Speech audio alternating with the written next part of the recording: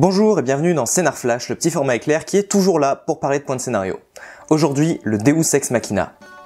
Deus Ex Machina veut dire en latin « Dieu issu de la machine ». Ça vient du théâtre grec où on utilisait de la machinerie pour littéralement faire descendre Dieu, ou en tout cas un acteur jouant un dieu, sur scène pour régler les problèmes des personnages. En gros, c'est comme si Dieu prenait son doigt et faisait « Non, ça va se passer comme ça ». Et là tu vois un doigt gigantesque apparaître dans le ciel pour modifier la situation. Et dans la fiction d'aujourd'hui, comment ça marche? En fait, on fait plus vraiment apparaître Dieu dans les films ou les bouquins pour régler nos problèmes. Si, ça se fait encore? Commentez, je veux savoir où. Si on le fait plus, c'est parce que, de 1, la religion n'est plus aussi généralisée qu'à l'époque de la Grèce antique, donc moins centrale dans les histoires. Et parce que, de 2, dans notre système d'écriture actuel, c'est aux personnages de trouver les ressources nécessaires pour parvenir à leur but. Sinon, ça casse leur évolution. Et puis franchement, vous ressentiriez de la tension si vous savez que dès qu'il se passe quelque chose de dangereux, Dieu peut intervenir pour sauver le cul des personnages?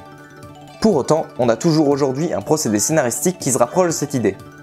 Deus Ex Machina est l'expression qu'on utilise aujourd'hui quand, dans une histoire, on se retrouve face à un problème insoluble et qui n'est pas réglé par les personnages mais par un événement autre. Par exemple, imaginons que demain ta mamie sort faire ses courses et que ses vieux antécédents avec la mafia refont surface. Si elle est sauvée parce que le mec qui la poursuivait se fait écraser comme par miracle par un train qui déraille, alors c'est un Deus Ex Machina.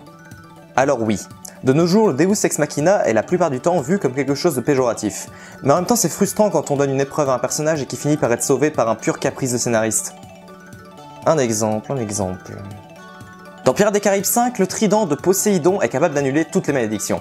Jusque là, pas de souci. Certes, ça pose quelques incohérences, comme par exemple, comment ça se fait que Barbossa n'ait pas eu l'idée de le rechercher quand il était maudit dans le premier film? Ceux qui ont vu le 5e film savent à quel point c'est incohérent. Mais au-delà de ça, le plus gros problème est que ce foutu trident annule à peu près toutes les conséquences que les anciens films ont eues sur les personnages. À ce stade, les autres films auraient presque pu ne pas exister, ce qui la fout mal quand on voit à quel point ils sont meilleurs que le 5.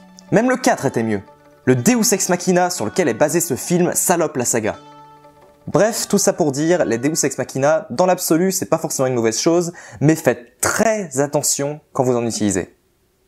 Voilà pour moi, n'oubliez pas de lire et d'aller voir des films, et moi je vous dis à bientôt pour d'autres points scénario. Ciao!